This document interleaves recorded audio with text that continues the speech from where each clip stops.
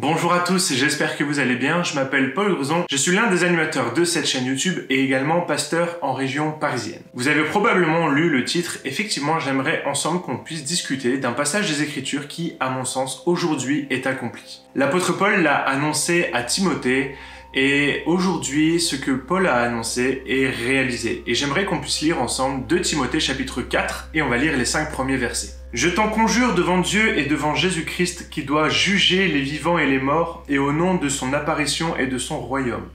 Prêche la parole, insiste en toute occasion favorable ou non. Reprend, censure, exhorte avec toute douceur et en instruisant. Car il viendra un temps où les hommes ne supporteront pas la saine doctrine, mais ayant la démangeaison d'entendre des choses agréables, ils se donneront une foule de docteurs. Ils se donneront une foule de docteurs selon leurs propres désirs. Détourneront l'oreille de la vérité et se tourneront vers des fables. » Je vous le dis aujourd'hui, ce que Paul a annoncé à Timothée, nous sommes en train de le vivre, c'est en train de s'accomplir. Pourquoi est-ce que je pense que ce passage biblique est désormais accompli? Depuis maintenant 2 ans, avec l'arrivée de la pandémie, nous avons observé une explosion du contenu chrétien sur Internet. Il y a encore 2 ans, avant la pandémie, avant que les églises ferment, les personnes qui diffusaient des vidéos chrétiennes sur Internet étaient peu nombreuses. Seulement quelques églises diffusaient leur culte sur Internet, et quand on cherchait du contenu chrétien sur Internet, c'était vraiment très difficile de trouver quelque chose de qualité. Aujourd'hui, avec cette crise sanitaire, les églises ont dû s'adapter et ont dû rejoindre leurs chrétiens là où ils étaient. Et donc, ils ont commencé à publier du contenu sur Internet, à publier leur culte. Certaines églises ont lancé des émissions quotidiennes dans lesquelles elles partagent leur foi. D'un autre côté, les chrétiens, eux, ont également trouvé une liberté de pouvoir s'exprimer. Et on note vraiment une explosion du contenu chrétien produit par des chrétiens dans leur salon, avec une caméra, avec leur téléphone, comme je suis en train de le faire aujourd'hui. Alors tout ça, c'est excellent et vraiment, je suis l'un des défenseurs de cette pratique-là, que vraiment nous puissions inonder Internet de contenu chrétien, c'est vraiment intéressant, mais cette fois-ci, je ne vais pas m'adresser à ceux qui produisent, mais j'aimerais m'adresser à toi qui consomme du contenu sur Internet. Nous arrivons effectivement à un moment où on peut se donner une foule de docteurs pour satisfaire sa doctrine, pour satisfaire ses croyances. On le voit aujourd'hui, c'est vrai pour la religion, c'est vrai pour la foi, mais c'est vrai pour n'importe quel sujet. On trouvera toujours sur Internet quelqu'un qui est d'accord avec nous. Et même en fouillant bien, on pourrait trouver une multitude de personnes qui sont d'accord avec nous. Et c'est vrai pour plein de sujets, on l'a vu avec le vaccin, avec le pass sanitaire, et on le voit même avec des théories complotistes, où des personnes sont capables de se mettre d'accord sur une opinion et de la partager librement, simplement, et on trouvera toujours du contenu sur Internet pour satisfaire notre opinion. C'est pour cette raison que je dis qu'aujourd'hui, la prophétie que Paul donnait à Timothée se réalise. Ils se donneront une foule de docteurs. Et quand l'apôtre Paul dit « ils se donneront », c'est qu'ils choisiront une foule de docteurs qui satisferont leur doctrine, leurs croyances, et à chaque fois que l'on les remettra en question, ils seront capables d'aller trouver sur Internet quelqu'un qui pense comme eux et de le brandir comme argument. Alors toi qui consommes du contenu sur Internet, j'aimerais te donner 3 clés pour que tu puisses ne pas avoir une foule de docteurs, mais qu'au contraire, tu puisses consommer de façon saine et équilibrée le contenu qui est produit sur Internet par les chrétiens. La première clé, c'est attache-toi. Internet a permis de s'ouvrir au monde, de s'ouvrir à d'autres cultures, à d'autres façons de penser, à d'autres façons de faire. Et l'Église n'y a pas échappé. Avant Internet, pour avoir du contenu chrétien, pour écouter l'Évangile, pour écouter la parole de Dieu, il fallait se rendre dans l'église près de chez soi pour entendre parler de Dieu. Les pasteurs avaient un plein contrôle du message qu'ils transmettaient, ils avaient un plein contrôle des idées qu'ils transmettaient puisqu'ils étaient les seuls prédicateurs à pouvoir annoncer l'Évangile. Donc avant l'arrivée d'Internet, le seul moyen que les chrétiens avaient de pouvoir s'instruire et connaître les Écritures, c'était auprès de leurs pasteurs, auprès de leurs églises. Aujourd'hui, Internet offre un moyen extraordinaire pour les chrétiens d'aller valider ce qui leur est enseigné et même d'aller plus loin et d'approfondir leur étude biblique en lisant des livres, des podcasts chrétiens, des vidéos YouTube, en regardant toutes ces choses-là sur Internet. Maintenant, j'aimerais te mettre en garde et te dire attache-toi à une église, attache-toi à une communauté de croyants, attache-toi à des frères et sœurs. C'est bien d'avoir une foule de docteurs pour valider tes doctrines et tes croyances, mais c'est encore mieux d'avoir des frères et des sœurs qui vont t'aider à progresser dans la foi. Ça peut être le pasteur de ton église locale et quelques vidéastes sur Internet. Ça peut être une église qui publie son contenu en ligne auquel tu vas t'attacher et tu vas t'attacher à ces prédicateurs-là. Ou ça peut être simplement une communauté de croyants avec lesquels tu te réunis régulièrement.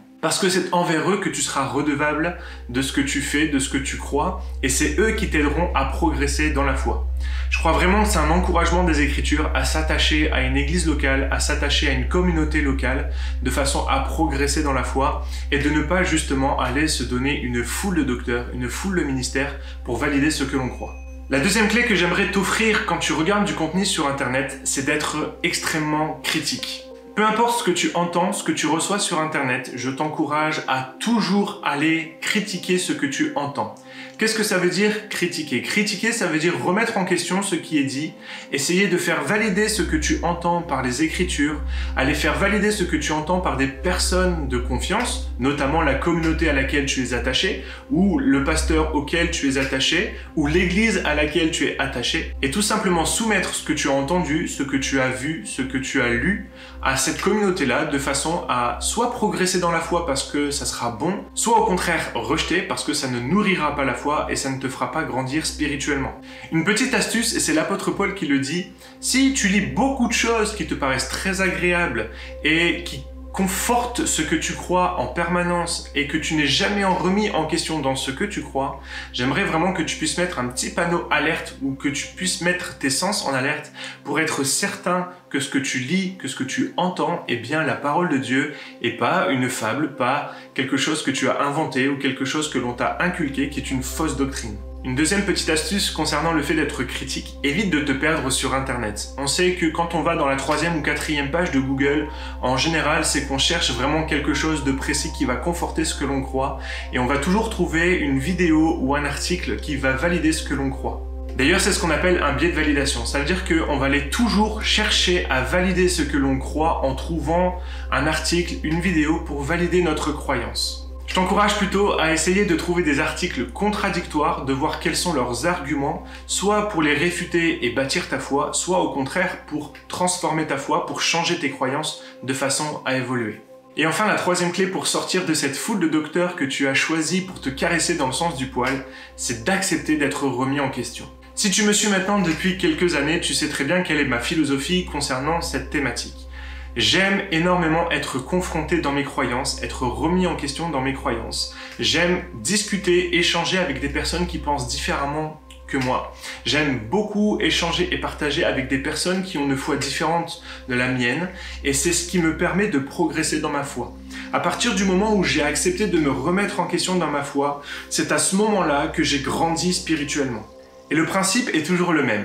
Soit ce que j'entends me perturbe et me remet en question, et dans ces cas-là, eh bien, je vais aller approfondir cette croyance, je vais aller puiser dans les Écritures, puiser dans des textes bibliques, puiser dans des articles sur Internet pour confronter ce que je viens d'entendre, confronter cette croyance, et auquel cas je suis capable d'arriver à une conclusion, soit de l'accepter comme étant quelque chose que je peux croire et sur lequel je peux m'appuyer pour grandir dans la foi, soit au contraire rejeter cette croyance parce qu'elle ne répond pas à mes valeurs et à mes croyances personnelles, et auquel cas ça m'a fait grandir spirituellement parce que ça a permis d'aller valider mes croyances et d'améliorer mon argumentaire sur mes croyances, et ça me fait grandir dans la foi. Et je t'encourage vraiment dans ta foi à accepter d'être remis en question dans ce que tu crois. Et pour ça, rien de tel que d'être confronté à d'autres croyants.